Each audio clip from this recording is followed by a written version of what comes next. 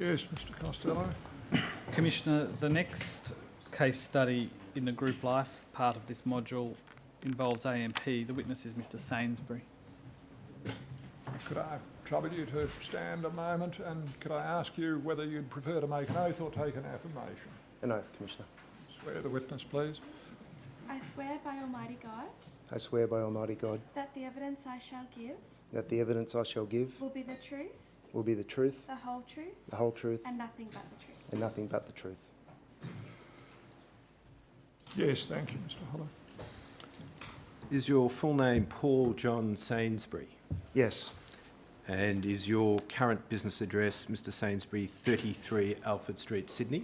yes, And is your current position Group Executive, Wealth Solutions and Customer for AMP Group? yes, And have you received a summons to appear at this round of hearings of the Commission?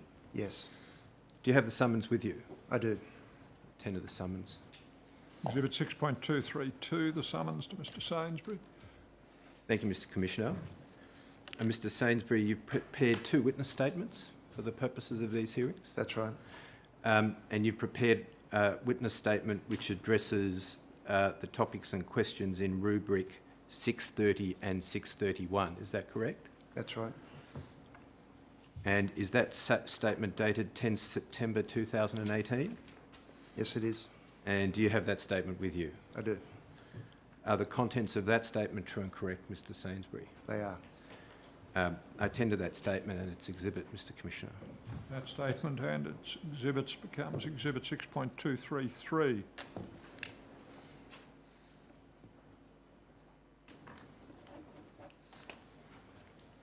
And you've also prepared another witness statement, haven't you? Yes, I have. And that statement addresses certain topics and questions specified in rubric 669. That's right. Is that statement dated 5 September 2018? Yes, it is. And do you have that statement with you? I do. Are the contents of that statement true and correct? Yes. And I tender that statement and its exhibit, Mr. That Commissioner. statement and its exhibits become Exhibit 6.234. Thank you. Yes, thank you, Mr Hollow. Yes, Mr Costello. Mr Sainsbury, AMP has 2 RSE licensees, AMP Superannuation Limited and National Mutual Superannuation Limited. That's right. And you're the Group Executive, Wealth Solutions and Customer. That's right. To whom do you report? I report to the CEO. And what's your role in connection with superannuation? So I provide many of the administrative functions on behalf of the trustee around product selection, product management, and including strategic marketing related functions. AMP also has a trustee services unit, Yes, it does. and that unit's independent of the business. Yes, it is. You're not independent of the business, No, I'm an agent of the trustee in my role. and you are relevantly the business. Yes. Thank you. For present purposes, we're concerned with insurance in superannuation. Do you agree that it is important for superannuation trustees to act in the interests of their members in connection with group life policies? Yes, I do. And on occasion, that may include Yes, AMP Life is another wholly owned subsidiary of AMP, it is. and it's the group life insurer for most members who have superannuation with AMP. That's right.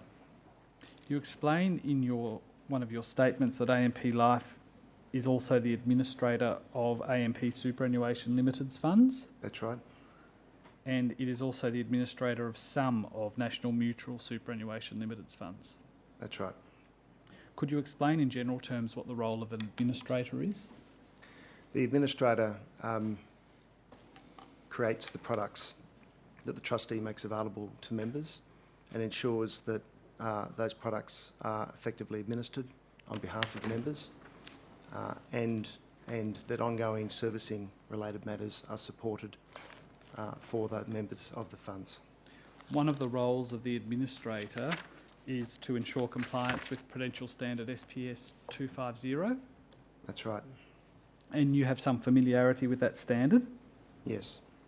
It's a regulatory standard produced by APRA and it has the force of law. Yes. I might just take you briefly to that standard. It is RCD.0021.0020.0001.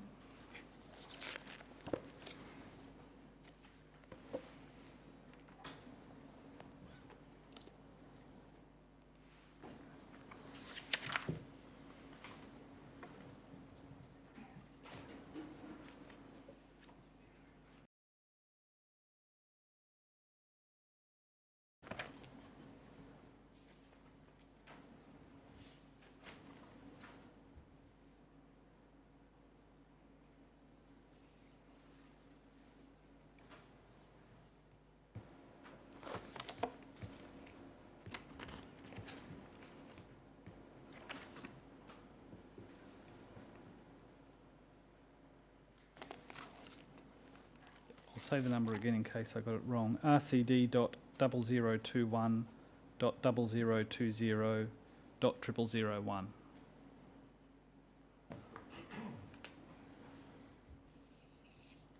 Thank you.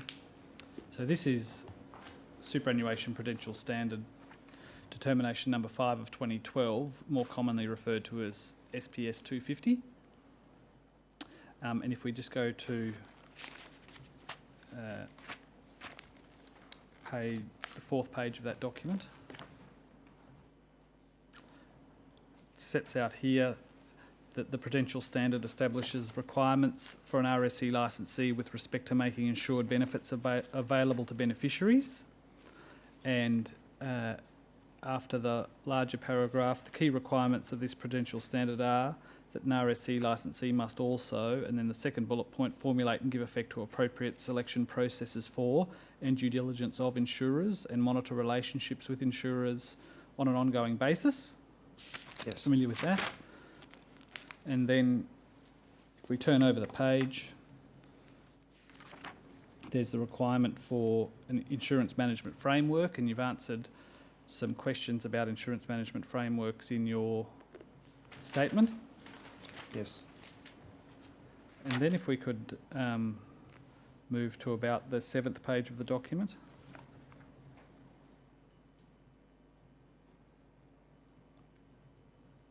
There's the requirement for the insurance strategy. Yes. And you've also answered some questions about that. And then if we could move across to paragraph 22, please.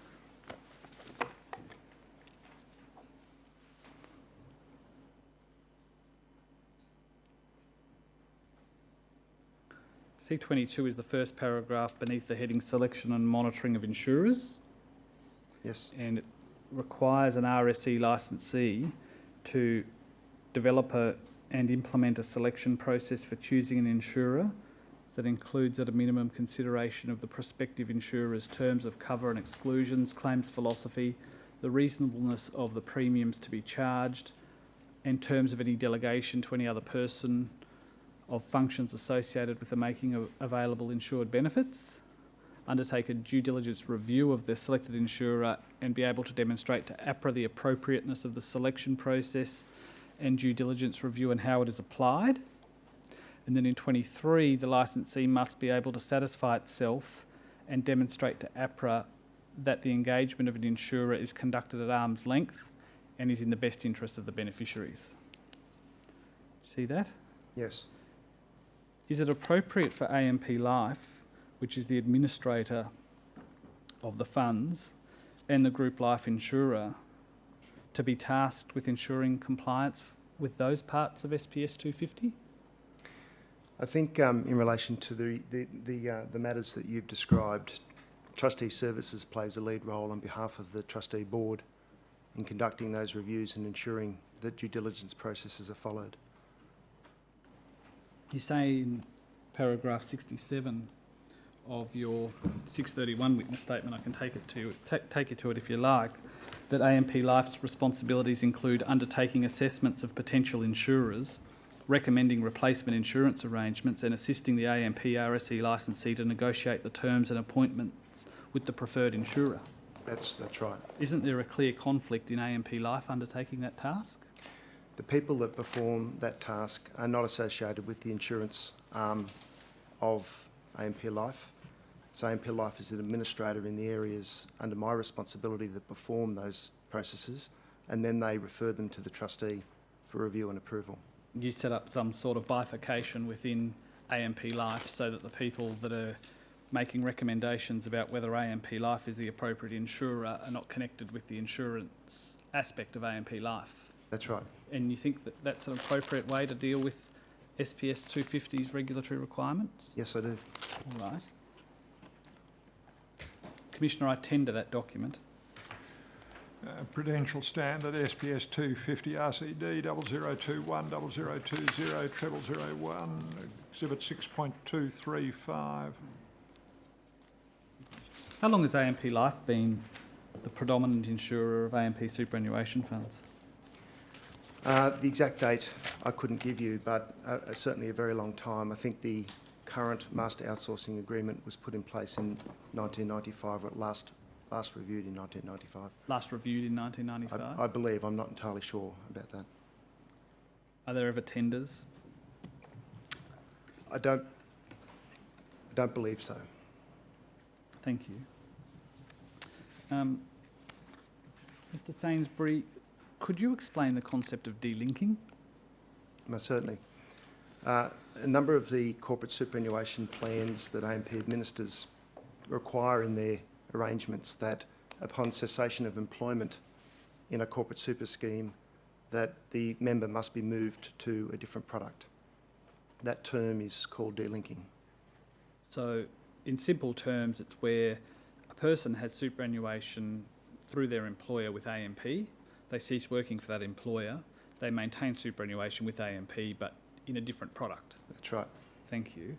And you're aware that there has been some recent examination of default insurance settings in connection with delinked employees? Yes, I am.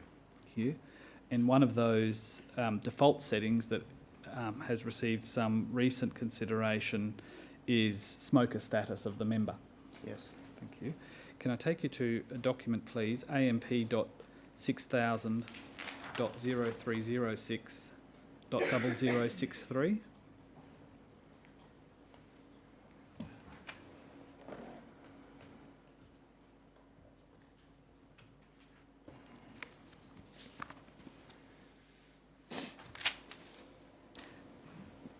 This is an email from a financial planner to something called Planner Liaison. Is that a mailbox that you're familiar with?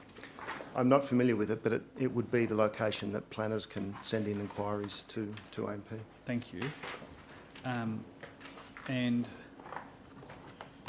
this planner has emailed Planner Liaison and says, hello, we have recently become the servicing planner for a particular client.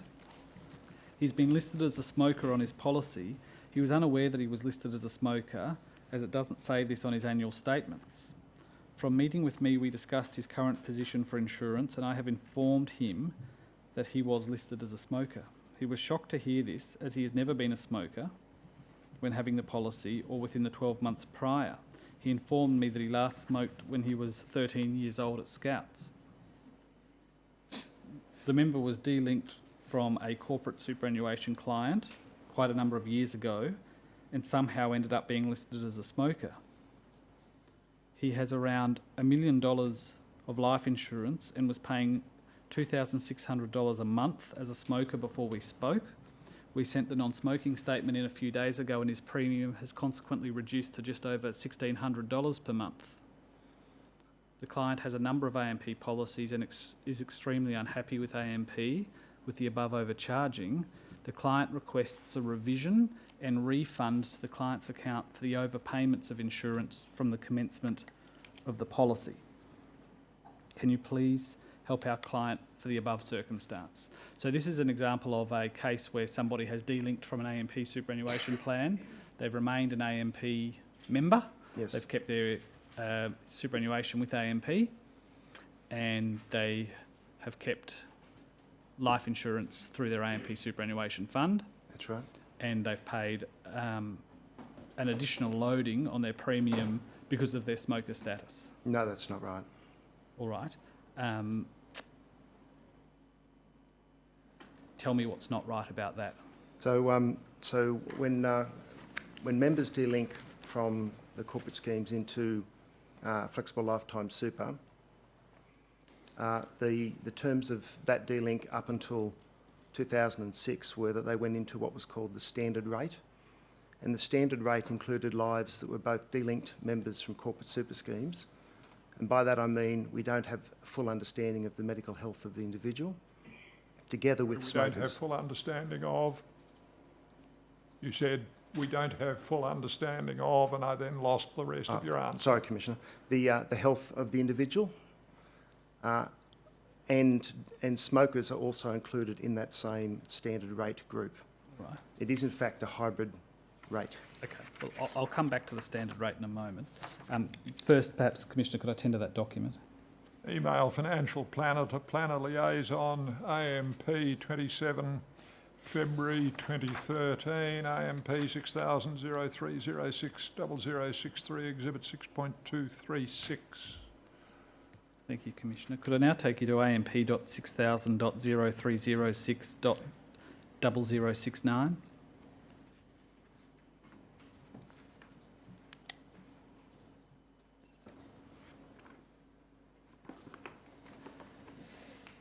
This is a document generated within AMP after that request had come through from the planner, and it seems to have been prepared by Celeste Semen. Are you aware who Ms Semen worked for? I'm not. Thank you. In any event, it appears that she's done some investigation, and she says, she details the complaint, notes that it was a de-linked member. Upon reviewing his plans with his new planner, the client was told he was listed as a smoker. You agree with that much at least? I agree with the way that's described. Thank you. The planner has now requested that we refund the client's previous premiums due to the fact that we do not include the smoker details in the annual statements. Yes. Agree with that? Yes. And you'll see there the date of the de-link was 20th of June 2005. Yes. And you saw from the email that I've just taken you to that the planner identified this issue in 2013. Yes. So this has gone on for some time. And then you'll see recommendation based on your investigations, the second last row. Whilst I believe that not including the smoker status in our annual statements is unethical, I don't see why we should compensate this member based on his account balance over other members who were requesting the same thing with lower balances and were declined. See that? Yes. Do you have any idea what this document is? Well, by its definition, it appears as though it's a request from the advisor through planner liaison to reimburse premiums because of a non-smoker status. This is someone within planner liaison doing an analysis or making a recommendation to somebody. Somebody. I'm not sure whether it's planner liaison or whether it's in the insurance product Thank area. you. And you'll see that the estimate of the rebate in the last cell is $72,000, Yes. but estimate based on a 40% reduction as at the current change on 26th February 2013. So the estimate there is that an additional $72,000 has been paid in premiums between 2005 and the beginning of 2013 as a result of the status. Yes. And Ms Semen thought that it was unethical not to include smoker status in the annual statements. Do you agree with that? No, I don't. Unethical for me would imply a blatant attempt to cover up something. When a member delinks into FLS, the welcome letter that they get on the first page contains an election for non-smoking to enable members to receive the benefit of that lower premium. And is that structured that way on the assumption that the only time that a person could ever have changed their smoking status is the time that they're delinked? No, it's structured on the assumption that that is probably the time that is superannuation arrangements are most pressing in people's minds when they get that letter. The annual statements that are issued subsequent to that don't disclose, or at least didn't back in up until 2013, the smoker status of the individual, but certainly the premiums and the sum insured were shown on the statements throughout that time. Do you accept that at a minimum it would have been better if the annual statements did disclose the smoker status? Yes, I do, with the benefit of hindsight. And particularly in circumstances where, as in the case of this member, there was a very significant differential in the premium as a result of it. Do you agree Yes. with that? Can I tender that document, please, Commissioner? Request for reversal of premium. Have we got a date on it anywhere? We don't. Request for reversal of premium AMP 6000 0306 0069 Exhibit 6.237. Thank you. Could I now take you to AMP.6000.0305.0139?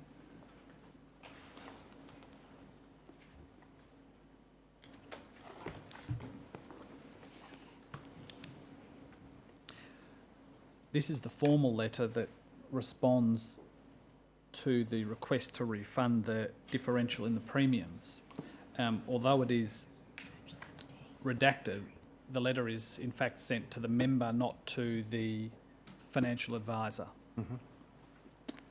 And you'll see that it states there that in the first paragraph, the design of your AMP Custom Super Plan meant that upon ceasing employment with your employer, you're required to exit the plan, and an employer guide was provided to you.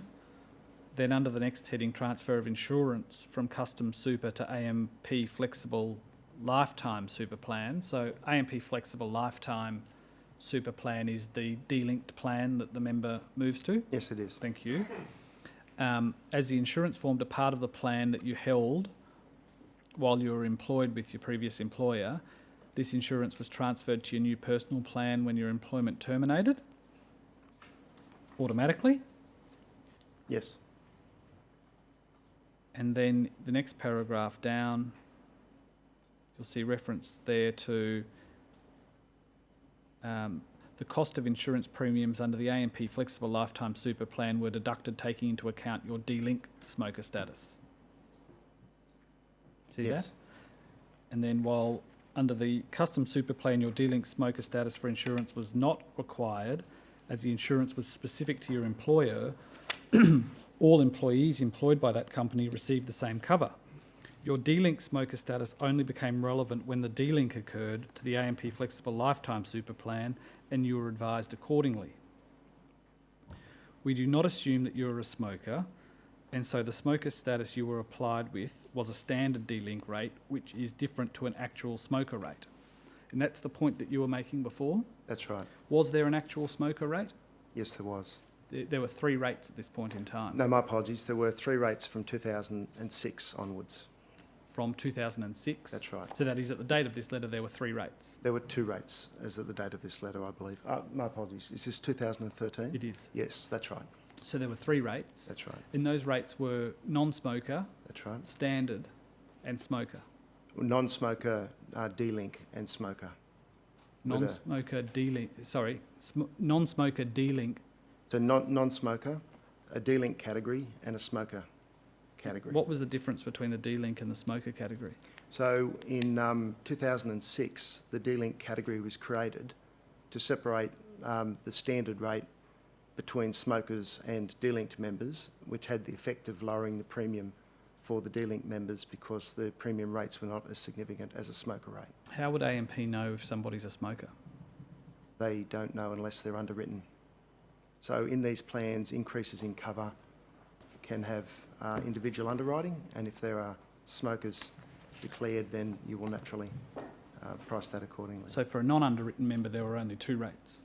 That's right. Thank you. And was this member underwritten? No. Well, I believe the member may have been underwritten in the Custom Super product, and on D-Link actually carried through some of the arrangements associated with that underwriting. For a non-underwritten member, there were 2 rates. Yes. There was non-smoker and D-Link. That's right. And given that, the D-Link rate is, in effect, the smoker rate, isn't it? No, because it reflects the risks attached to factors other than just smoking. Such as? Well, it could be any range of events. If a member is approved under an automatic acceptance limit, the insurer doesn't really know the health of the member, and so the experience of that fund reflects unknown medical conditions those members may have, as well as smoker rates. Well, is that right? All a person needs to do to move to the non-smoker rate is to fill out a non-smoker declaration. That's right.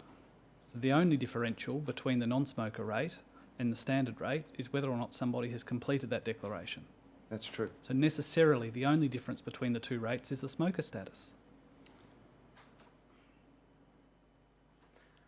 I'm not a pricing expert, but it's my understanding that the premiums are set based on the past experience of the fund or the pool of risks or lives insured, and as a result there is sufficient differentiation between the health of a non-smoker and a smoker to warrant a different premium in the event that they declare they are a non-smoker.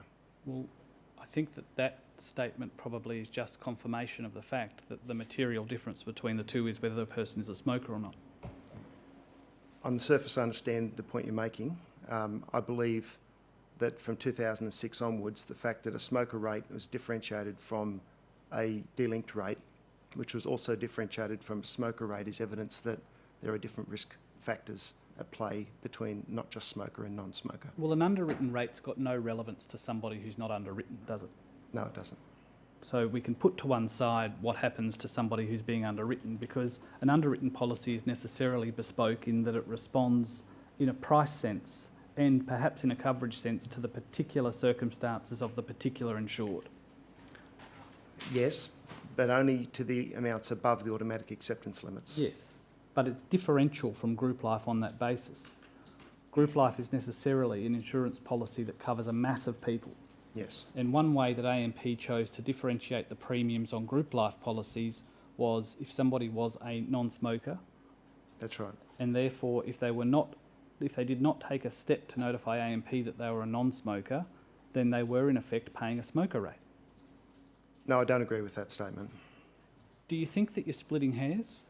No, because the premium rates are set based on more events than pure smokers. Well, of course they are. All premiums for life are set on all manner of bases, but the simple point remains the only difference between paying the non-smoker rate and the other rate was whether or not you were a smoker. That's right. So nothing else matters. To get the non-smoker rate, that's true. Thank you.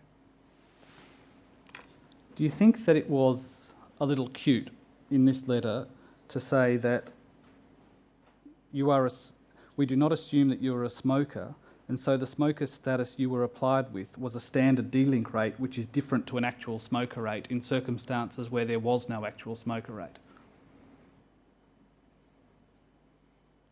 I think the wording could have been better. It's just wrong, isn't it?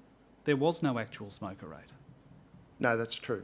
So it's misleading the member by leading the member to believe that there was another rate that did not exist.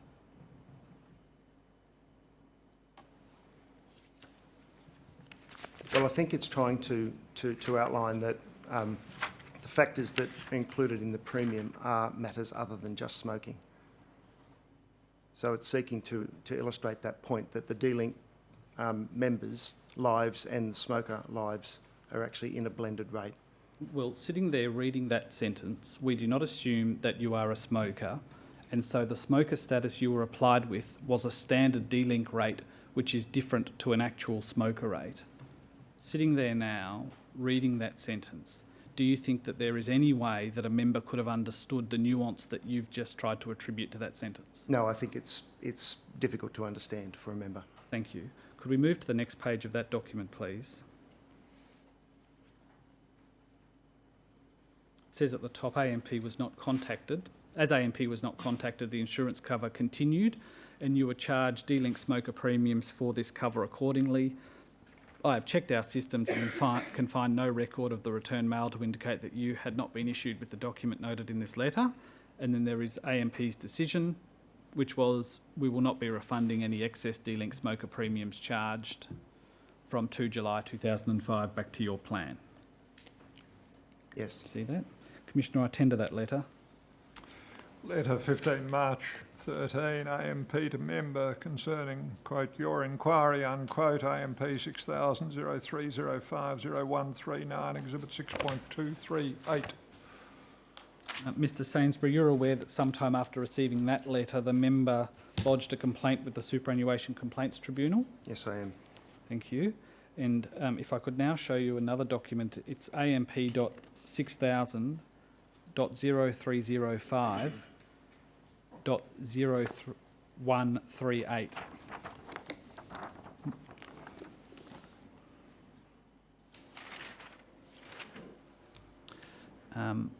This is for reasons I'm not sure, this comes through in exceedingly small font, but perhaps if we could start from the email at the bottom and blow that one up.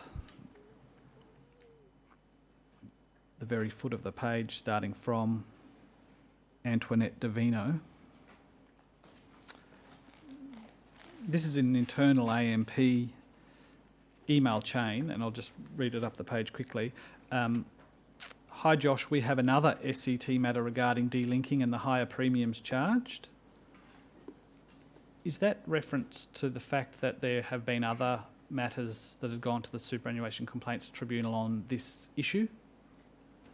I'm not sure. I'm not familiar with the complaints at that time, but it does indicate that there are some consumer matters. This might not have been the first time this question had come up. Potentially. Thank you. That part of the email can come down now. And then if we could blow up the main email that's in blue from Miss Semen to Ms Davino. Do you know who any of these people are? You'll recall I asked you earlier about Miss Semen and I said, who does she work for? There's a footer at the bottom there that might assist you. It doesn't assist me to understand who she works for within AMP. She works for, according to that, the operations function, which is where administration or record keeping and customer servicing functions are performed. I know that perhaps sometimes the lines are a little blurred, but is this happening within AMP Life? This is happening as part of AMP Life's administration Of the fund? Yes. Thank you. The email, the first heading is the trustee's overall position, and it says, AMP Life has investigated the complaint regarding the insurance smoker status for the member's superannuation plan, and our response remains the same.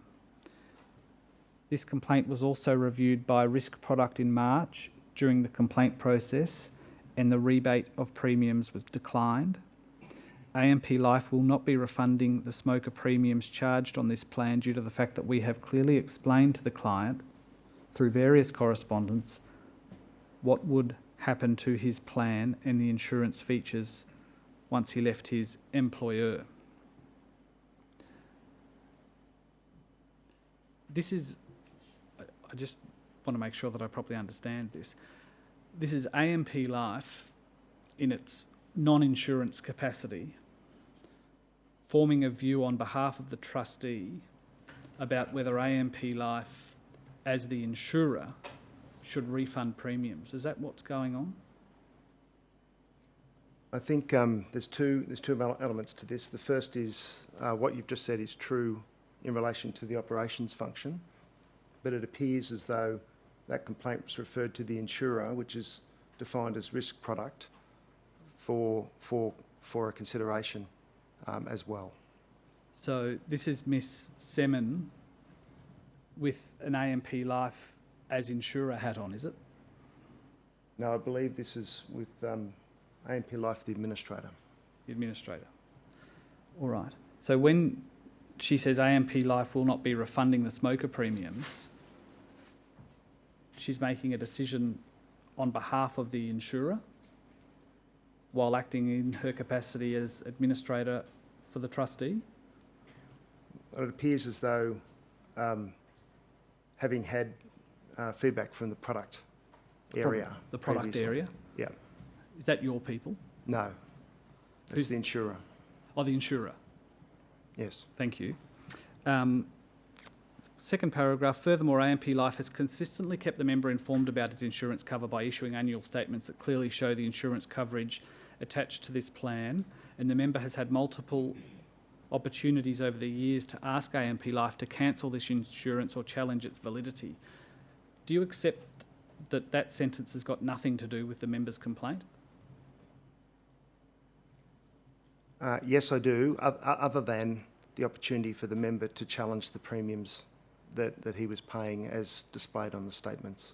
This complaint wasn't about the fact of insurance and whether it was valid. It was about the amount being paid for it. That's right. Then says AMP Life has a responsibility to treat all of our members fairly, and we cannot make exceptions that may compromise our position with other members that may have requested the same refund due to their own negligence. Does that mean that the better position is for AMP Life to treat all members in this category unfairly? No, I don't believe that was the intent of the statement.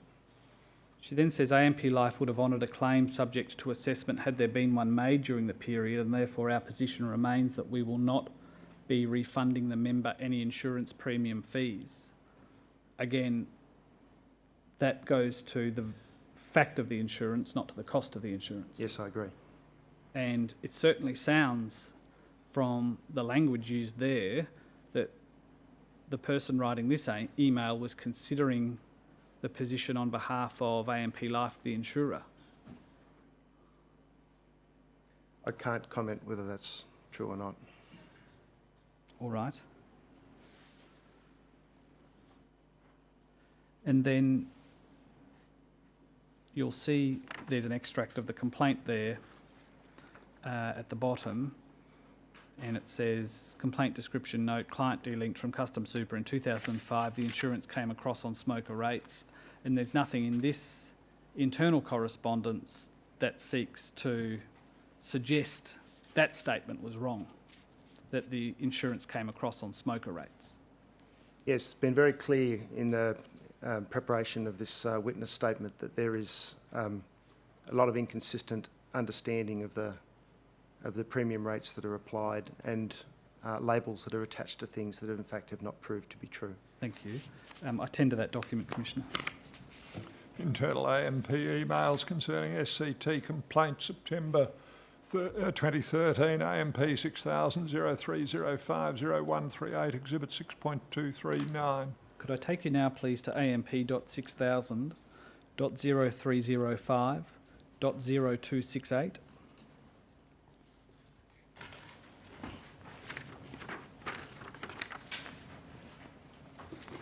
This is correspondence from AMP to the Superannuation Complaints Tribunal about the member's complaint to that tribunal.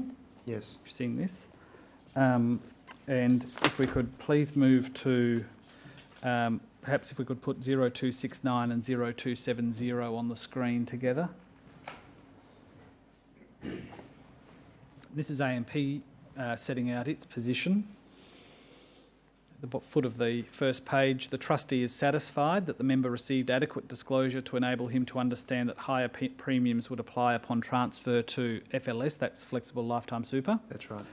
And that he needed to complete a non-smoker's declaration to have his premium adjusted to a reduced rate. Now, just pausing there was one occasion when he could have done that, and that was upon the de-link happening. That's right, on the welcome letter. Thank you. And then it says it's not the trustee's practice to treat members as smokers by default.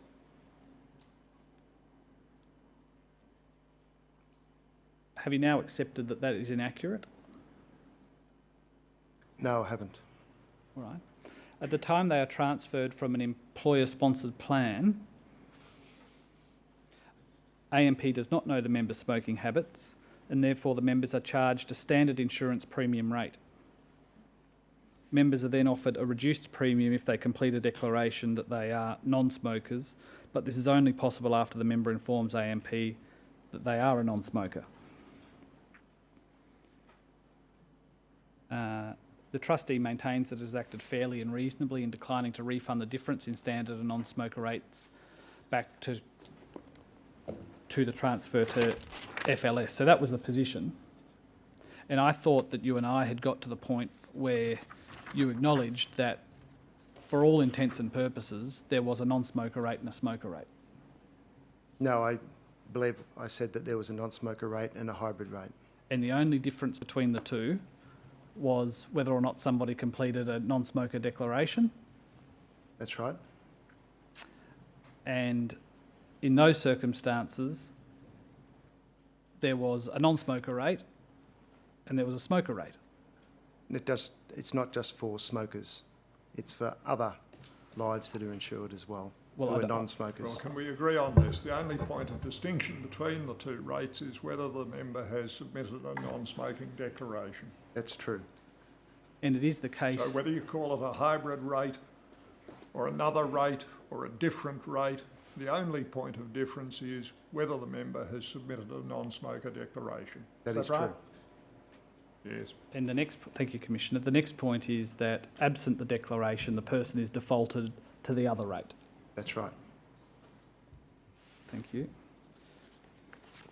Commissioner, I tender that document. Letter AMP to Superannuation Complaints Tribunal, 17 October 13, AMP 6000 0305 0268, Exhibit 6.240. I should correct the designation of that exhibit. It will be Letter AMP Trustee Services to Superannuation Complaints Tribunal, 17 October 13. Thank you, Commissioner. Mr Sainsbury, I'd now take you to another document, AMP.6000.0305.0273.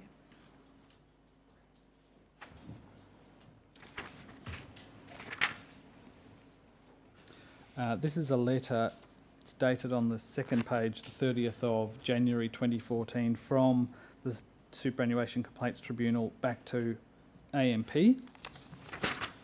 Yes. If I could take you please to 0276 of that document.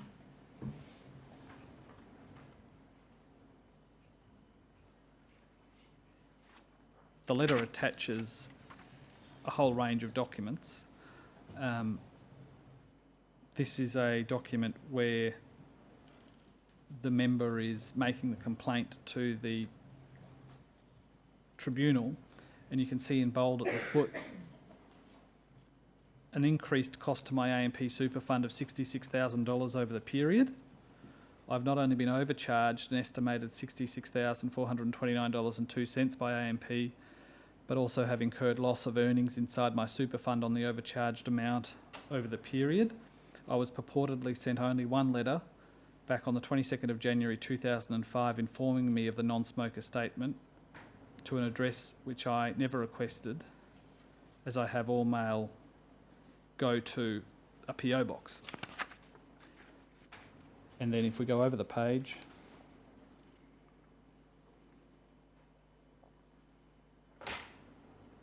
a reasonable man would expect to receive more than one notice regarding such a large amount of money, and this disclosure could have easily been made on subsequent annual statements for this issue to have been resolved years ago. Do you accept that?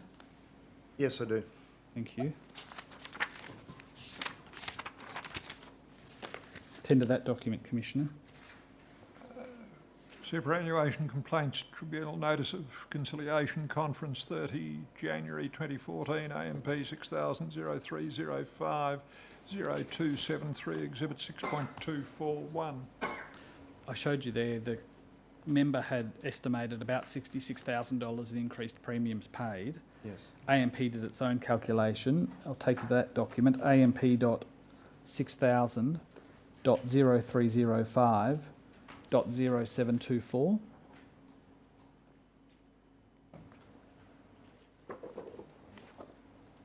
This is a calculation produced by AMP in answer to a request from the Superannuation Complaints Tribunal, who wanted to ascertain what the true figure was. And you can see there the premium difference between the actual premiums paid and the premiums that would have applied on the non-smoker rate was $76,766.58. Yes. Thank you. Tender that document, Commissioner. AMP premium comparison calculation, 6 June 2014, AMP 6003050724, exhibit 6.242.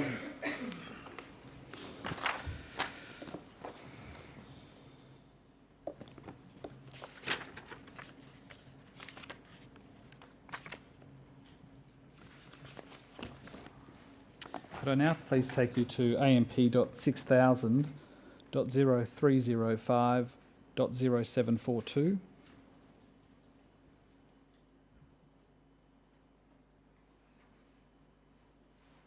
It's another letter from AMP to the Tribunal.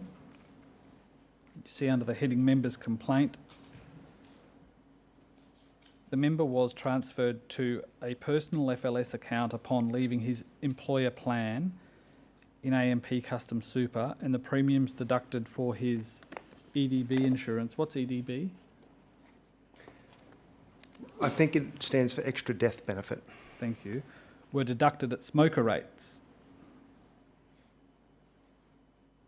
See that? Yes, that goes to my comment earlier about the inconsistent understanding inside AMP. Not everyone's got quite the nuanced understanding of the difference between the two rates that you have.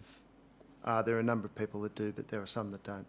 Some view a rate where the only difference in the premium being charged is whether the person's a smoker or not as being a smoker rate as opposed to a non-smoker rate. Well, I've been through my point about hybrid rates before. The resolution the member seeks is for the refund of additional premiums he was charged because he was classified as a smoker. This is a letter from a senior trustee officer. Yes. Then if we go over the page to 0743, there's a heading Trustee's Decision, and it sets out there the determinations the trustee made in coming to a decision not to refund the premiums.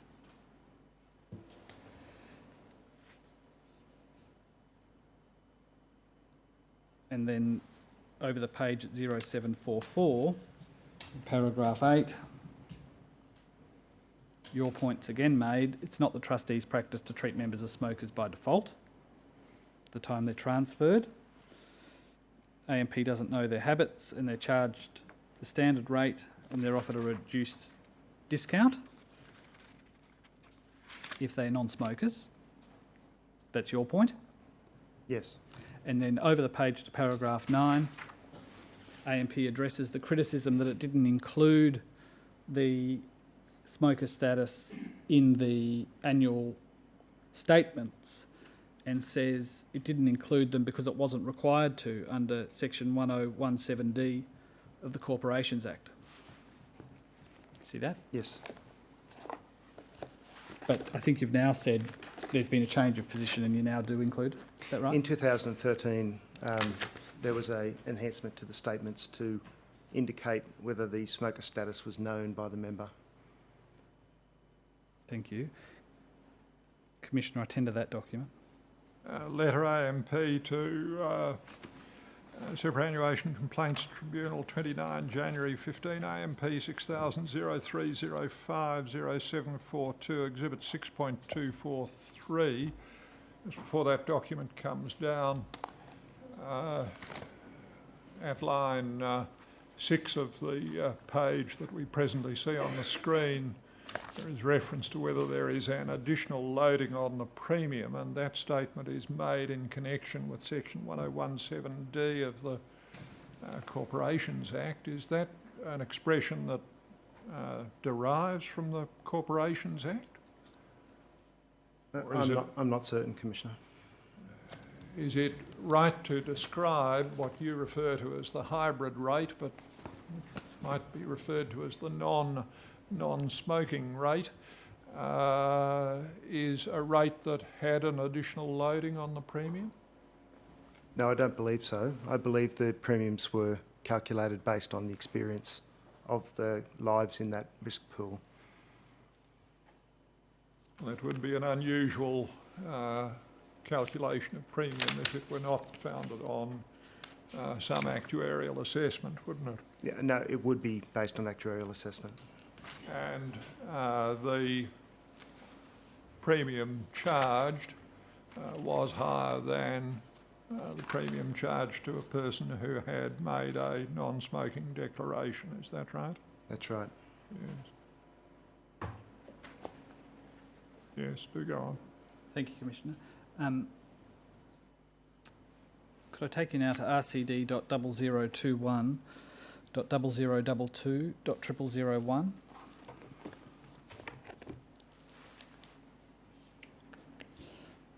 This is the determination of the Superannuation Complaints Tribunal in respect of this matter, and you see there that it recites some of the facts for the decision under review. If we could go to 0007 of that document. See at paragraph 38, the Tribunal says, what is clear, however, and the Tribunal finds accordingly, is that after June 2005, the trustee did not send any communication to the complainant bringing to his attention that he was paying significantly larger insurance premiums than would be the case if he was a non-smoker and if he provided a declaration to the trustee to that effect. And you've agreed with me previously that that was the case. That's right. Do you think that, irrespective of any debate about whether or not the non-smoker rate and the standard rate, whether the standard rate is in effect a smoker rate, irrespective of that debate, do you think that in forming a decision about how to treat this complaint, it was relevant to that the trustee had failed to tell the member more than once that there was an additional premium being charged because of the absence of the no smoker declaration?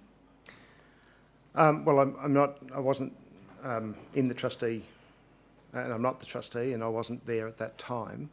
But I believe that the trustee was of the view that they were entitled to rely on the communication that was sent to the member. I think by today's standards,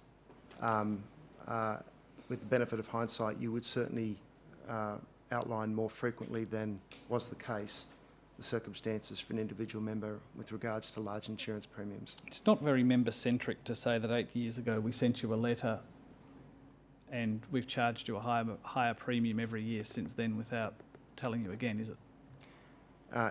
It could be better. If that paragraph could come down, and you can see there at 41, the Tribunal addresses the 1017D point and says the Tribunal acknowledges that the section did not specifically require that details be provided in annual statements, that the insurance premium would be cheaper if non-smoker rates applied, but the section required that the annual statement must give the member information that the trustee reasonably believed the member would need to understand his or her investment in the fund. Higher premiums that were debited to the complainant's account reduced his benefit in the fund. That was how the Tribunal saw that part of AMP's argument. Yes. If we go over the page to 0008,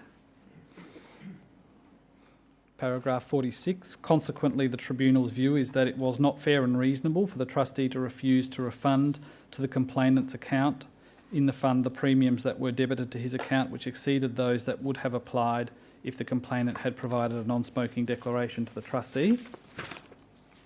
Yes. And then over the page to 0009, paragraph 52, the Tribunal requires that AMP refund the additional premiums and says that interest should be added at the earning rates that have been credited to the complainant's benefit in the fund from the dates on which the excess premiums were deducted from his account. So this complaint was upheld and the member received back the differential premiums together with the interests that had been lost on the use of that money. That's right. And what happened after that? Did AMP pay those amounts to the members' fund? I believe that would be the case, but I can't confirm. Does AMP accept that it failed to act fairly and reasonably by charging higher premiums every year after 2005 to this particular member? I think AMP would have the view that it could have improved its disclosure to members, but that it did provide the opportunity for a non-smoker declaration to be provided to the member at the appropriate point. Well, let me put it to you again in slightly different terms. Does AMP accept that by failing to communicate to the member that a higher premium rate was being charged because no non-smoking declaration had been received every year after 2005, that it failed to act fairly and reasonably? No, I don't think it was whether it acted fairly or reasonably, because I think it was entitled to rely on the communication to the member at the time of delinking. But I do accept that the disclosures could have been better with the benefit of hindsight. So your view and AMP's view is that the Superannuation Complaints Tribunal was wrong in finding that AMP had not acted fairly and reasonably? Well, the trustee, as you're aware, has disputed the claim from the member as part of the submission to the SCT, and part of the basis upon which they did that was that there have been previous determinations from the SCT finding that multiple communications are not required to members. And it was on that basis that the trustee formed that view, I believe. Yes. But that view was proved incorrect by the reasons that I've just taken you to. Can you explain? I've just shown you a paragraph in the in the tribunal's reasons where it said the trustee failed to act fairly and reasonably. Yes, I understand. In respect of this member. Yes. Do you accept that AMP failed to act fairly and reasonably in respect of this member? Yes, I do. Is there any reason why this member would be in a different position from anybody else who had been sent one letter about the non-smoking issue and then continued to be charged premiums after it? Conceptually, no difference. Thank you. Does AMP accept that for the same reasons it failed to act in this member's best interests by continuing to charge the higher premiums?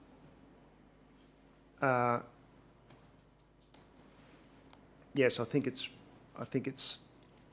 appropriate that the trustee could have communicated more effectively. Does AMP accept that it failed to handle the member's complaint fairly and reasonably? No, I don't believe that's the case. Thank you. Is it appropriate for a trustee to presume that a member may be a smoker absent a non-smoking declaration? That is a fairly standard principle attached to the issue of automatic acceptance in group life policies, that you accept those lives on the basis of very limited information. So I think it's reasonable to accept. Are you familiar with ASIC's report 529? I Member am. experiences in superannuation? Yes, I am. Are you aware that ASIC had something to say about smoker defaults in that report? Yes, I am. Can I take you please to RCD. This is Exhibit 6.228, RCD.025.0003.0334. As well, that's coming up, the ACT determination of complaint 6 May 15, RCD 0021 0022 0001 is Exhibit 6.244.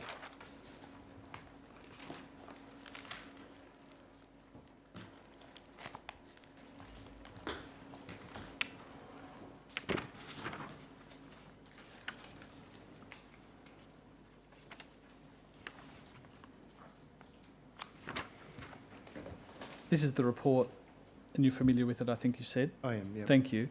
If we could move to 0352, please.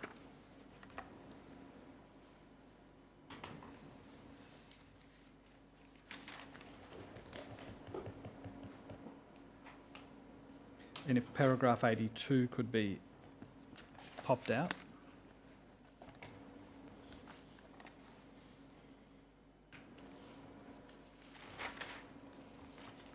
ASIC's view is that trustees should not presume that members smoke in determining their insurance premiums. There are low levels of smoking in the community, with only 14.5% of adults being daily smokers. In these circumstances, it is statistically appropriate to assume a person is not a smoker in the absence of other information about that member or that group of members. Does AMP accept that? I can't comment on whether I think that's appropriate from a risk pricing point of view or not. Is that because only the insurer could comment on that. I believe so. Wouldn't the trustee have a view about whether or not its members should be charged higher premiums based on a circumstance that only applies to 14.5% of adults being daily smokers?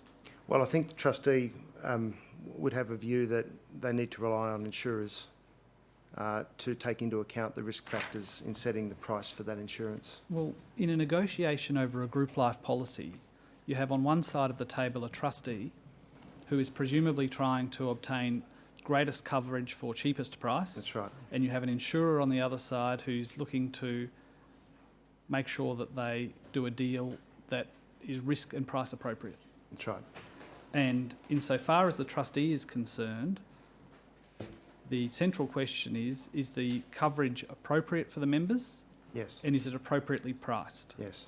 And where there is a price effect because of a presumption that is statistically inappropriate, surely the trustee would have an issue with that. If they were defaulted to a smoker rate per se, yes, I would agree. But ASIC say it should be to the contrary. They should be defaulted to a non-smoker rate. Well, I imagine, I'm not an insurer again, and it's not my role to talk about the insurer themselves, but I imagine that in doing so, the insurer would need to accommodate the fact that there are smokers in any risk pool. Mr Sainsbury, is part of the problem here that AMP views these questions from the perspective of the insurer and not the perspective of the members who are paying for the insurance? Well, I was just trying to explain the difference between the insurer's view and the trustee's view. But I have asked you a question twice now expressly about the perspective of a trustee who is presumably advocating on the behalf of the members, and on both occasions you have answered by reference to a consideration relevant only to the insurer.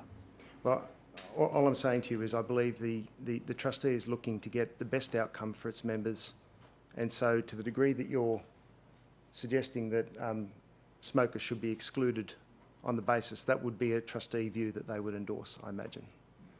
I want to make sure I understand it. Is AMP trustee's position that ASIC's right in paragraph 82 of this report?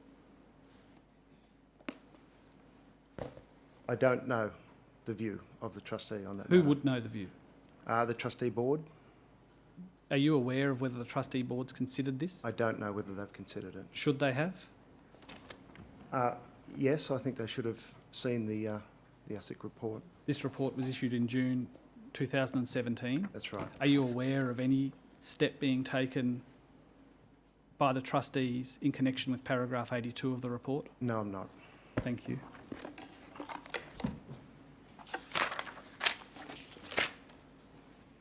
I want to move to a different topic now, Mr Sainsbury. That document can come down, thank you. In April of this year, someone within AMP Life identified that premiums were still being deducted from the accounts of deceased AMP superannuation members. That's right. Familiar with that? Yes, I am. And following that identification, an investigation was commenced. That's right. When did that investigation commence? It commenced in April of this year. The investigation identified a number of system errors, and those errors alone or in combination meant that in some cases AMP did not stop deducting premiums for from members' accounts, and in other cases did not process premium refunds owed to deceased members. That's right. And these were premiums for life insurance, That's right. where there was no longer a life to insure. That's right. And on the 12th of June, the matter was reported to the Insurance and Wealth Solutions Incident Working Group. Yes. Where within AMP does that working group sit? It is coordinated by the Enterprise Risk Management function. Is that AMP Life or AMP Super or another entity? It's another entity. Which entity? Well, it's the AMP group, and it provides support services to the various legal entities such as AMP Life. Thank you. The working group meets weekly. Yes. Well, as required, but generally weekly. Thank you. the incident was identified in April, why did it take until June before the matter was reported to the working group? So there's quite a lot of history in this particular matter, in the sense that it's quite complex and it goes back a number of years. And in order to quantify the size and the extent of the issue, it was necessary to do a fair bit of investigation, and that investigation takes time. The committee discussed the matter on the 20th of June 2018, Yes, and at that meeting the committee determined to report the incident to APRA and to ASIC, yes, and the matter was reported to APRA and ASIC as a breach on the 26th of June. that's right. Why did it take 6 days after the meeting for the regulators to be notified? Well, that's within the normal reporting timelines for the organisation. Thank you. Letters need to be drafted, approved, reviewed. I'll take you to that notification. You've exhibited it as LGR 3 to your witness statement in answer to rubric 669. It's AMP.6000.0281.0046.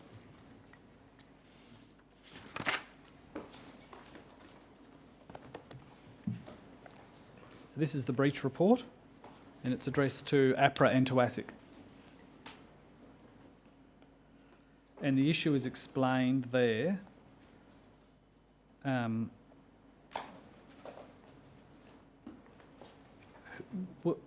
ASL is AMP Superannuation Limited, That's right. as the issuer of superannuation products, and AMPL, which is AMP Life, Yes, as the administrator of the superannuation products, including the administration of life insurance at a member level, and AMP Life as the insurer, have identified instances where insurance premiums charged to the member's superannuation account after the member's death were either not refunded or the amount of the refund was not correct. that's right. Has AMP encountered this problem with any other group life insurer? No, it hasn't. Only AMP Life. That's right. Thank you. Well, sorry, I might qualify. Where the group scheme is administered on AMP's record-keeping systems, there would be a possibility that other group life providers won't have had their premiums refunded in the same way, because the administration of the premiums is deducted from that administration system. Is that something AMP's inquired into? Yes, it is. And has it ascertained any other insurers where this has happened? I believe there are other insurers in our latest investigation. That's the opposite answer to the answer Yes. you initially gave. Yes, it is. All right, thank you. The next paragraph says the issue impacts members with retail and corporate superannuation products issued by AMP Super who are covered by an insurance policy issued by AMP Life as the insurer. Yes, And the investigation has so far identified 3,124 members with a total of $922,902 in premium refunds owing. that's right. And then under that, AMP are currently investigating if other fee types were deducted in error and will notify ASIC of the outcome of this investigation. Yes. And what has that investigation identified? Well, it's still ongoing, but it does appear as though there are other fee types that have been deducted post the date of death that will need to be refunded as well. All right. And it was April of this year that issue was first identified. That's right. Can I take you please to AMP.6000.0302.0005?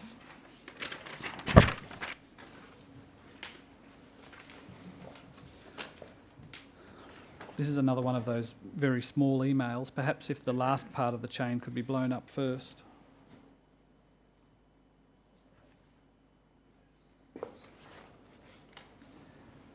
This is an email chain from April of this year, which I think is discussing the issue that's been identified and is the subject of the breach report. Yes, it is. And you'll see it's an email from Natalie Tumeth, Head of Claims, Life, Fast Track and Administration. And she says, before raising this risk incident with 14, Can you email me a summary of what this entails and also your concerns, including what you believe is the correct practice and why? Also, if you have any numbers in terms of current claim volumes, that would be great. Before raising this with anyone outside of our claims team, we will need to make Jen Mitchell is aware. Who's Jen Mitchell? Jen Mitchell was the head of the claims unit. Was? Yes. Thank you. Is aware of it and ask for her direction on next steps. Due to the sensitivity of what is going on at the moment, it's best we raise this matter with her in the first instance. See that? Yes, I do. Then if we go to the next part of the email chain, it's a response from Luke Wilson. And it says, "Hi Nat, okay, no problem. I'll try and get some numbers together based on the current portfolio. This has been going on well before I started in the team, so I'm not sure if we are waiting a number from the last 12 months or just on the current open book. Let me know and I'll try to get something together early next week." When he says this has been going on well before I started in the team, he doesn't mean the investigation, does he? No, I'm not sure. I believe the issue is the problem has been going on for well past Thank 12 you. months. And then if we go to the top of the page, there's another email from Mr. Wilson to Miss Tumeth.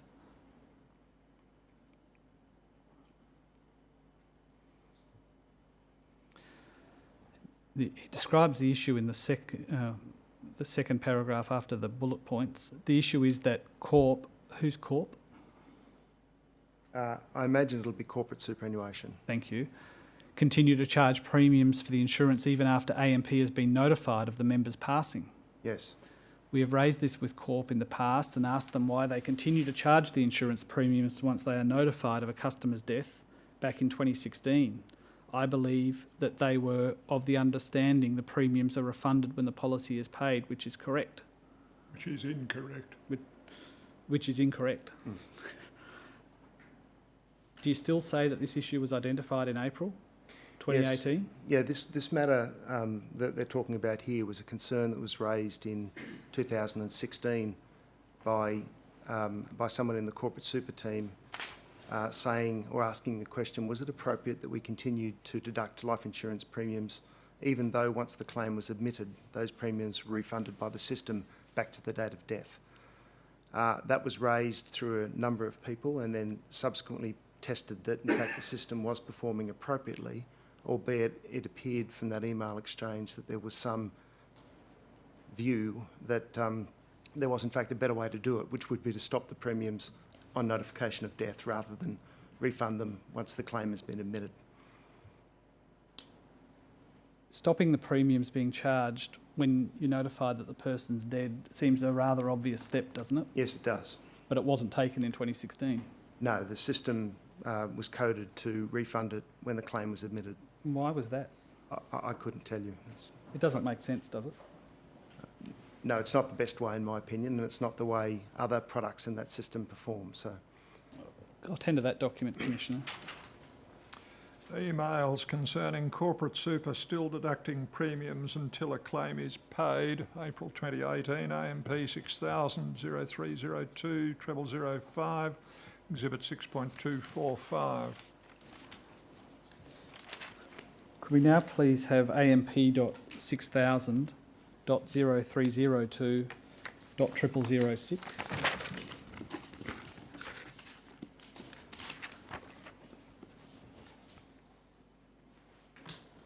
And could the email in the middle, which includes the highlighted paragraph, please be popped out?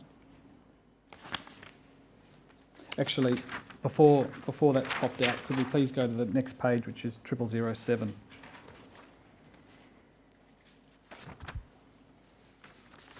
And if 0008 could be brought up next to it,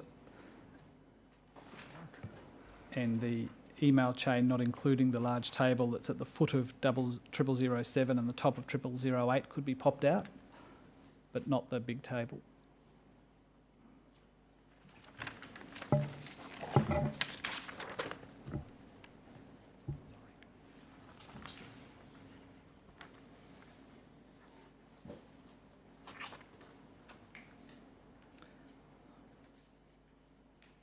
Thank you. So this email chain commences, I've discussed this with Georgia and she requested that I refer this to you as you are currently working on a project for this. But I have the below Corp super plan where the client passed away on a date and we were notified on the 24th of February, but premiums are still being deducted from the plan. This is an email from June 2016. Yes. So notwithstanding notification on the 24th of February 2015, the premiums are still coming out in June of 2016. And then there's a request, can you please have a look at this and reverse the premiums that were charged? This is an example of the issue that is ultimately reported to ASIC. No, I believe this is the issue that I described earlier, which is the system is not is treating the refund of premiums at a different time to the date of death. Well, premiums are still being deducted from this plan, this says. AMP was notified on the 24th of February 2015, but premiums are still being deducted from the plan.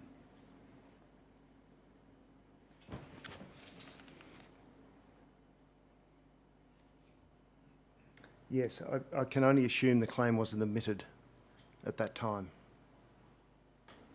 It's a process, as I described, of refund occurs automatically by the system when the claim is actually finalised. Well, refund of what's deducted plus the earnings it would have earned, refund of what? Commissioner, I believe it's the refund of the premiums, but I'm So not the time entirely sure. value of money goes to AMP's benefit. Potentially. Charging premiums for life insurance to someone who's dead.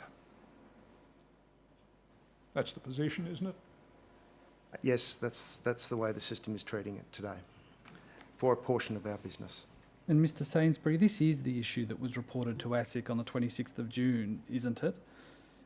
In the breach notification, which I've already taken you to, AMP notes instances where insurance premiums charged to the member's superannuation account after the member's death. I'd need to see the full email trail Yes. to be able to work out where this fits. All right, well, I'll take you up. This is how it begins. Yes. Somebody notifies that AMP's been aware for about 18 months that the member is no longer alive, but the premiums for life insurance are still being deducted. And if that part of the document could come down, please.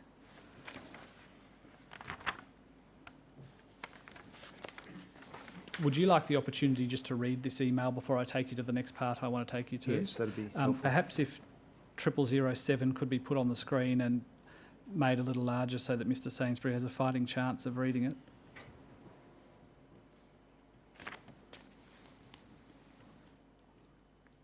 Perhaps if the bottom half could be enlarged for now, and then Mr Sainsbury, when you are ready to read the next upper part of the document, you can let us know.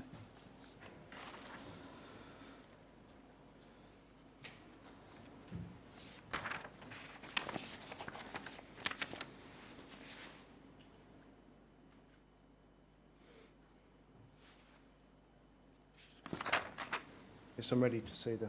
Thank you. If we could go to the top half of that page.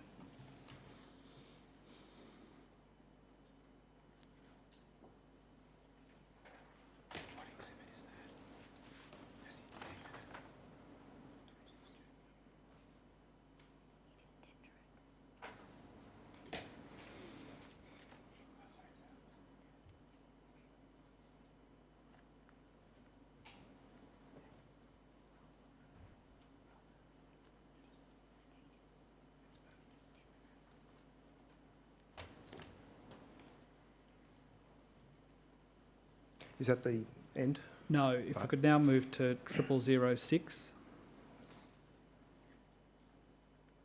and perhaps do the same thing with the bottom half of the page. You tell me when you've read that, Mr Sainsbury, because I've got some questions for you about this part of the email.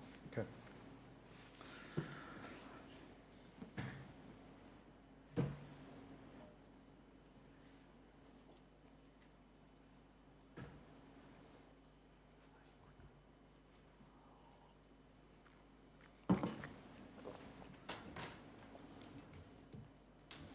Yes. See there, in the top part of the email, Georgina Gabbery writes, I cannot understand why the premiums continue to come out once we have been notified of a claim.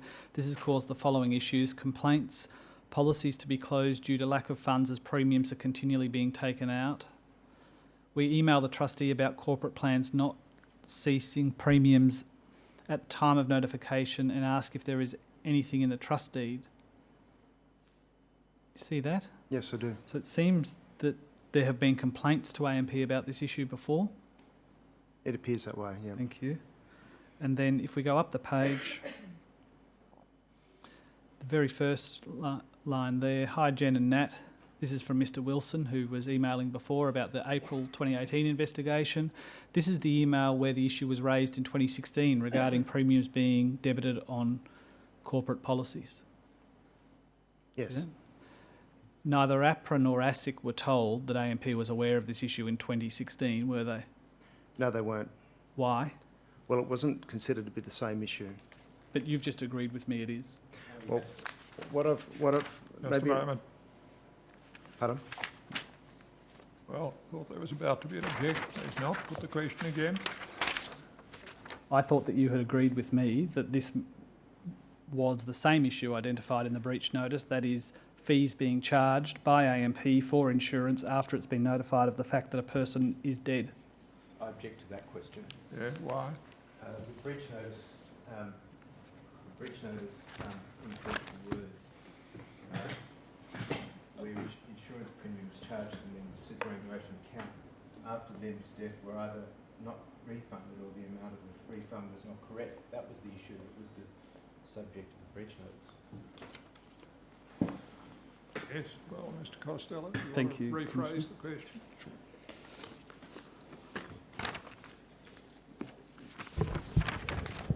The issue that was identified in April 2018 was that life insurance premiums had been deducted from the accounts of AMP superannuation members after they were dead and not refunded.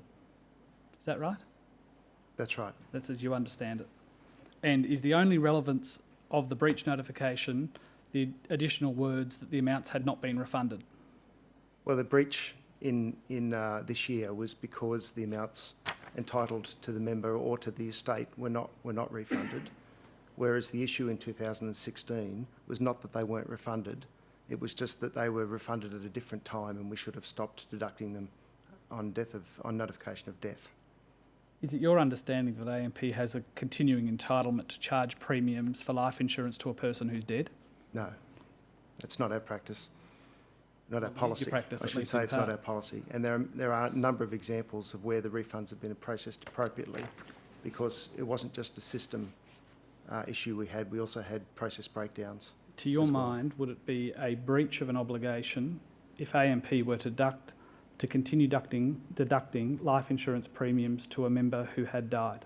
Yes, And that was identified as happening in 2016 yes it was. and was not breach reported, No, it wasn't. and as Mr Hollow has just pointed out, has still not been breach reported. Not that particular issue. Thank you. What does it say about AMP systems that the issue we've just been discussing was identified in 2016, but an investigation was only launched in April 2018? The relationship between the 2016 event and the 2018 event are not the same matter. Why was the investigation commenced in April 2018? It was because as a result of the Commonwealth Bank's circumstances around premiums on deceased members, a question was asked inside AMP, could this happen to us? And that gave rise to a review which identified the issues that were the subject of the breach report. Is that as a consequence of the cross-examination of Commonwealth Bank employees at the Royal Commission? Yes. Thank you. At the time of your statement, AMP had identified that 4,645 customers had had premiums deducted and not refunded after the member passed away, Yes. and that amounted to about $1.3 million in premium refunds. As the latest information we had, yes. Does the $1.3 million include interest, or is it Uh, only the amount of the premiums? I believe that amount calculated included lost earnings. Included lost earnings? I believe so. Thank you. Do you accept that AMP's conduct in respect of the charging of premiums for group life insurance where the member has passed away is conduct falling below community standards and expectations? Yes. Do you accept that AMP has not acted efficiently, honestly and fairly by continuing to charge premiums in those circumstances? I accept that it has occurred, but it's not our stated practice. My Is question it was... charged for something it's not entitled to charge? Yes, it has. Do you accept that at least one cause of the conduct was AMP's control systems? Yes. Thank you. I just want to briefly touch on one last issue, if I may. Commissioner, I'm not sure that I tendered that last document. No, AMP emails April and July 16. AMP 600302 0006 Exhibit 6.246. Thank you, Commissioner. Mr Sainsbury, on the 6th of December last year, AMP's then CEO received a complaint in relation to group life insurance. Are you familiar with what I'm speaking of? Yes, I am. Thank you. Could I take you please to AMP.6000.0287.0182?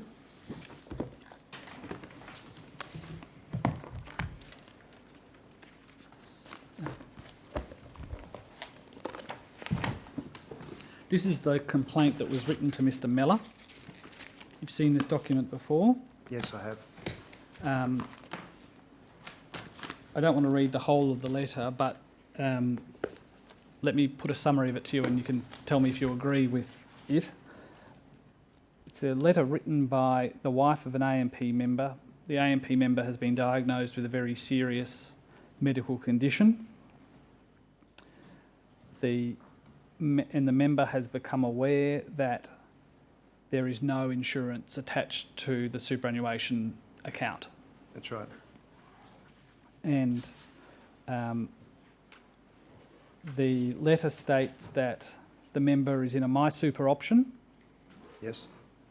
and that the understanding of the member's wife was that MySuper options had to have insurance attached to them.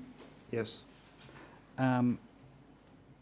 And it then states, you would imagine our distress and horror to be informed today that this is not the case, that is, that there is no insurance, and that you have not provided any default minimum insurance through your MySuper superannuation offering as required by the legislation. And there's then a paragraph about an AMP financial planner being assigned and dissatisfaction with the fact that fees have been coming out of the superannuation account on that basis. And there are some questions then put to Mr Mellor about how this could happen. Yes. Mr Mellor, you're familiar with all of that? Yes. I'll tender that document, Commissioner.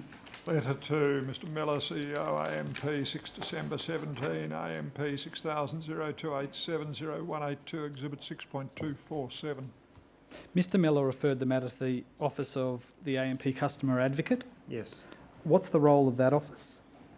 The role of the customer advocate is to provide a final review to ensure that members' interests have been looked after in circumstances where the member or the complainant is not happy with the normal complaint resolution processes in AMP.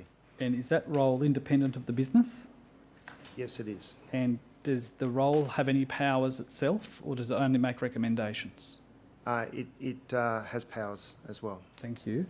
The Customer Advocate's Office formed an initial view within about 2 days, and that's set out in an email amp.6000.0287.0165.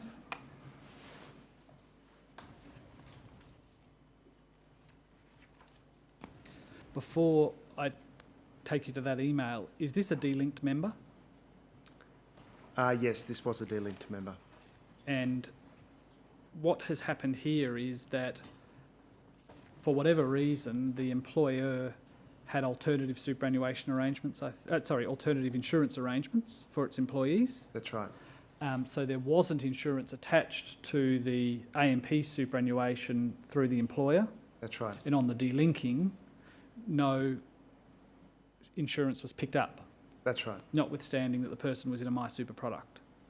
They weren't in a MySuper product when they delinked. Thank you. Notwithstanding that they came to be in a MySuper product. That's right. Thank you. Could we now please go... Oh, thank you. This is an email from somebody within the Office of Customer Advocate to Melanie Howard McDonald, who, as I understand it, is the Customer Advocate. That's right. Thank you. And she says, overall, I think there have been a number of occasions where AMP has not been entirely clear. You will see the important points column that AMP has various approaches to how it refers to insurance in the annual member statements. What I will need to confirm, the starting point is a copy of the member guide, as that is where the benefits of being Category 1 are set out. In his first annual statement, there was a statement that you may be able to apply for additional insurance, which suggests that he did actually have some insurance to begin with, but then goes on to state that if he dies, AMP will only pay the account value at the time. Yes. Do you accept that at the time the letter went to Mr. Mellor that the person was in a MySuper product? Yes, I do. And you no doubt accept that there is a statutory requirement for insurance to attach to all MySuper products? Yes, except where circumstances where the trustee determines that it's not appropriate. Thank you. And had any such determination been made in the circumstances of this particular case? Yes, I believe the member was considered to be in a category that meant that he wasn't offered insurance as part of the MySuper conversion. Was that a mistake? I don't believe so. You think that this person, notwithstanding that he was in a MySuper product, ought not have had insurance attached to his superannuation fund? Yeah, so as part of the implementation process, the trustees were presented with a series of circumstances where it may not be appropriate to provide default insurance to the members. They were generally designed to avoid someone paying for something that they couldn't subsequently claim on, or circumstances where they may have had alternate insurance arrangements in place and as a result may have paid again for insurance that they couldn't or wouldn't use. Did the customer advocate agree with that view? Now, the customer advocate, when the review was undertook, took the view that it was an administrative error that he wasn't offered the insurance at the time. Do you accept that? With the benefit of subsequent investigation and going back to the project files, the trustee remains of the view that the decision was appropriate. So the trustee disagrees with the customer advocate's view in this case? That's right. Thank you. And what is the basis of the trustee's view that it was appropriate? On the basis that the member had opted out of insurance, and as a result of that, wouldn't be offered insurance as part of the condition. How had the member opted out? So, as part of the employer scheme, the employer had arranged the insurance. When the member was delinked to FLS, there was a welcome call made to him which talked about him not having insurance cover in place, and that was deemed to be the opt-out. Thank you. This complaint led to an investigation within AMP about whether or not people upon delinking were being provided with the insurance required. That's right. And what was the result of that investigation? So the investigation is not complete, but our current position and our latest engagement with the regulator is that we do not believe this to be a breach. I will say for the member that the customer advocate's investigation was done in a very short period of time and in very difficult circumstances for the client, and as a result of that, the group believes the outcome that was delivered for the client or the member and his family was a very good outcome in the context of granting default cover and also granting an ex gratia payment for the amount of insurance when he rolled in other superannuation into AMP. You think it was a very good outcome, Yes, I do. but you don't think it was the right outcome? So, for the circumstances at the time, considering the individual matter, AMP is 100% behind the outcome for that member. But might not be for a member in a similar position? Well, the trustees' view is the reasons why they settled on those exclusions are still appropriate. You said that you formed the view it wasn't a breach, Yes. but AMP issued a possible breach notification to APRA and ASIC about this issue, didn't it? Yes, we did. On the 4th of June 2018. Yes. And are you aware that APRA rejected that letter and invited a proper notification Yes, I am. on the basis that it wasn't interested in on a possible breach? It wanted to know what AMP's view was, in fact, and that resulted in a formal breach notification That's right. being lodged. And was that in error? Is that your evidence? It was lodged with our best information at the time, without the investigation being complete, and the subsequent investigation has yielded a better understanding of the circumstances around the decisions taken back in 2014.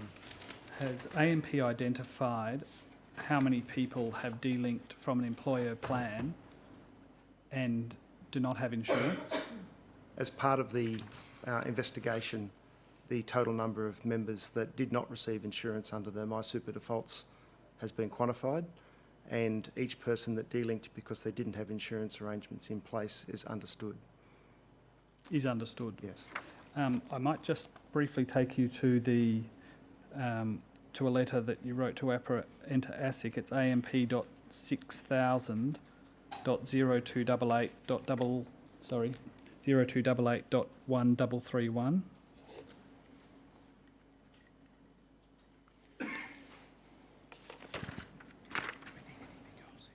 This is an update on the breach notification that had already been sent. Yes. And if we go to the second page, 1332, the investigation's findings, it says, upon investigating, the 1,600 members initially identified high-level analysis and sample testing was conducted, which demonstrated that members were not provided default insurance due to conditions set by AMP in offering default insurance, Yes. such as evidence of previously cancelled insurance or low balances. Yes. Does that statement mean that AMP has satisfied itself in respect of each of the 1,600 members that it is appropriate that they not have insurance? AMP is in the process of establishing that fact. Thank you. Has there been any remediation beyond the particular member that we were discussing earlier? I don't believe there are any other circumstances that we're aware of that would require remediation. And save for the fact of this particular member's complaint, is it right that this issue wouldn't have been investigated by AMP?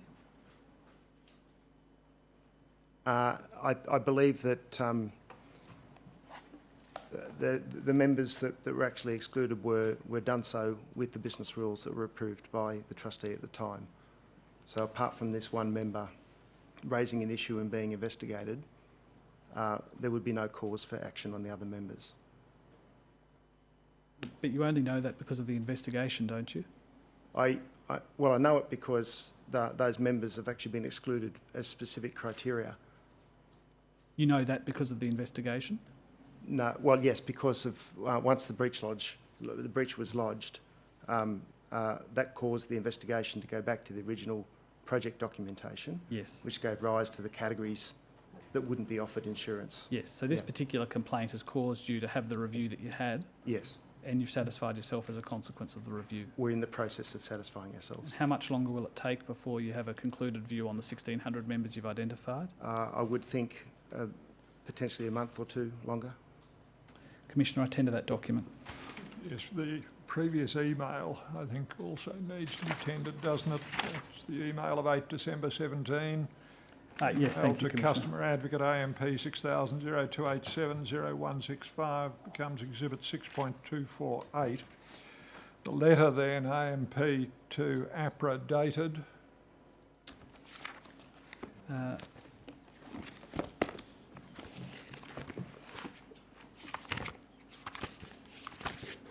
It's August, it's 10th of August. Thank you. 10 August 18, AMP 600002881331, Exhibit 6.249. I have no further questions, Commissioner. Thank you. Yes, Mr Hollow? Nothing in re-examination, Mr Commissioner. Yes, thank you very much. Then you may step down, Mr Sainsbury. Thank you. Thank you. Yes, Mr Costello? Commissioner, that ends the group life part of the module and in fact the life insurance part of the module. If we could adjourn briefly to reconstitute. If I come back, what, at 10 to? Or, Thank you, Commissioner. yes.